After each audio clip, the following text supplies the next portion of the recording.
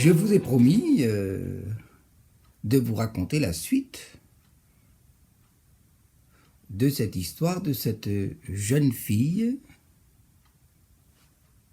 qui tout d'un coup est devenue paralysée. Et ça a été l'effroi dans l'église, la panique chez les parents. Surtout qu'elle était pleine de vie, pleine de joie, qu'elle servait dans l'église. Elle était formidable. Mais voilà, tout d'un coup, elle est paralysée, on ne comprend pas. Le pasteur qui la visite entend cette jeune fille dire cette parole, et je vais la relire, c'est dans Colossiens, chapitre 1er, verset 24. « Je me réjouis, dit l'apôtre Paul, maintenant dans mes souffrances pour vous, et ce qui manque aux souffrances de Christ, je l'achève en ma chair pour son corps qui est l'Église. » Et cette jeune fille, quand le pasteur va la voir, elle lui dit, qui lui pose la question, comment elle va, elle dit, eh bien, oui, je porte cette maladie pour Jésus. Je suis paralysée pour Jésus. Non, mais enfin, le pasteur dit, non, ça colle pas. Et il lui dit, simplement, pardonne. Pardonne à ceux qui t'ont offensé. Pardonne à ceux qui t'ont blessé. Pardonne. Parce que moi, je le sens dans mon cœur, c'est la révélation du Saint-Esprit en moi qui dit « pardonne, pardonne ». Et pardonne à ceux qui t'ont blessé, ceux qui t'ont fait du mal. Et elle répond « non, ça, je ne peux pas. Je ne peux pas le faire. » Comme si elle était bloquée par quelque chose. Et elle est restée paralysée, mais le pasteur a quand même fait l'onction d'huile. Et il est parti, et puis avant de partir, il lui a dit « pardonne. Quand tu auras pardonné, alors l'onction d'huile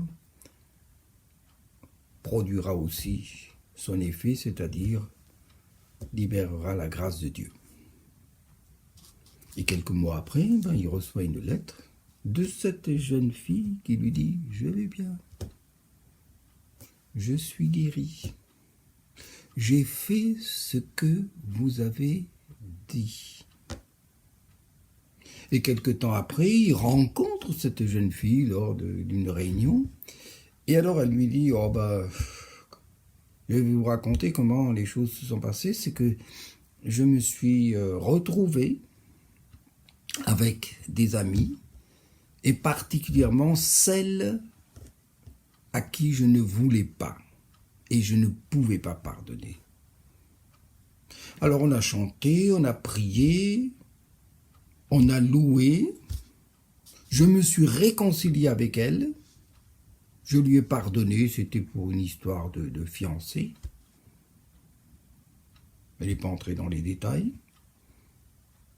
Et à partir de ce moment-là, on s'est tout embrassé et la maladie est partie comme elle était venue.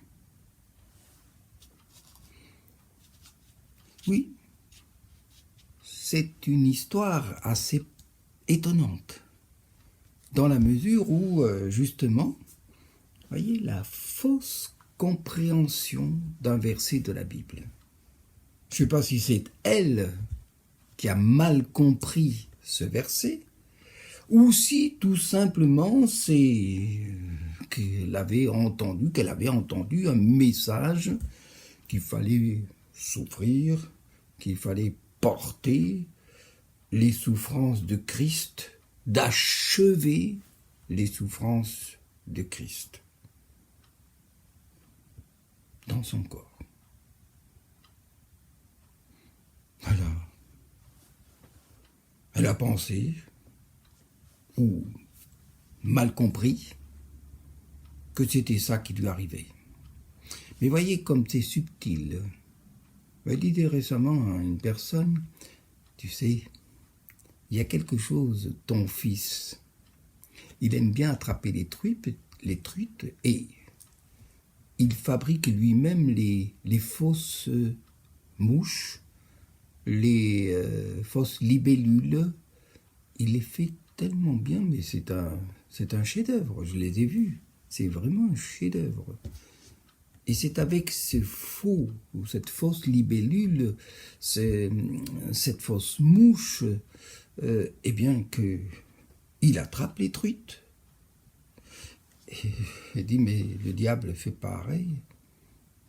C'est jamais avec la vraie mouche, la vraie libellule qu'on attrape des truites, mais c'est toujours avec une fausse.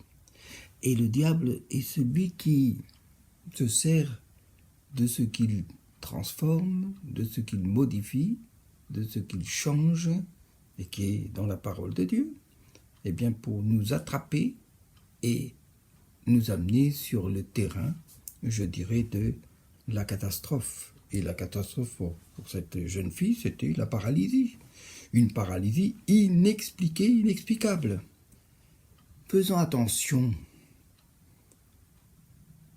à la mauvaise compréhension de la parole de Dieu. D'ailleurs, c'est ça qui est important, quand vous avez le Saint-Esprit, et vous devez chercher le Saint-Esprit parle en vous, et il dit attention, c'est pas ça, ah non, non, non, non, non, non, non, non, non, ne crois pas ça, non, non, et c'est comme ça qu'on peut perdre la santé. On peut perdre la santé. Mais on peut retrouver la guérison, ou être guéri, en remettant les choses en ordre. Et pour cette jeune fille, c'était tout simplement de pardonner. De pardonner à cet ami qui l'avait blessé. Elle pensait porter les souffrances de Christ. En fait, non, elle ne portait pas les souffrances de Christ. Elle portait une rancune, une amertume profonde vis-à-vis d'une jeune fille, d'une amie, à cause d'un fiancé. C'est ça qu'elle portait. Et il y a des gens bien qui sont prêts à dire cette maladie, je la porte, elle sera pour la gloire de Dieu. Non, mais laissez tomber, hein. C'est pas vos souffrances qui vont glorifier le Seigneur, c'est votre guérison, oui, qui glorifie le Seigneur. Ou alors, comme pour l'apôtre Paul, il y avait un objectif très précis, c'est ma grâce te suffit. Et si le problème que tu as, eh bien, n'est pas résolu, c'est pour que tu te souviennes et que tu t'accroches à ma grâce qui est suffisante. Alors, faisons attention. Faisons attention parce que, bien des fois, nous nous laissons entraîner par le mensonge. La fausseté, la fausse compréhension, la fausse interprétation. Alors qu'il y a quelque chose qui est tout simple, que l'on connaît, c'est Jésus qui dit, et c'est pour ça que le pasteur, avec raison, inspiré par le Saint-Esprit, lui a dit « Pardonne ». C'est Jésus qui dit « Si vous pardonnez aux hommes leurs offenses, votre Père céleste vous pardonnera aussi. Mais si vous ne pardonnez pas aux hommes, votre Père céleste ne vous pardonnera pas non plus vos offenses. » Ce qui est important, c'est le pardon. Pardonnez. Pardonnez encore. Pardonnez toujours. Alors, il y en a aussi, et je l'ai dit ici, dès qu'on est malade, aïe, aïe, aïe. Alors tout de suite, on dit, Dieu me fait expier mes péchés. Cette maladie, c'est pour expier mes péchés. Mais c'est encore une fausse interprétation. C'est complètement fou et farfelu. Pourquoi?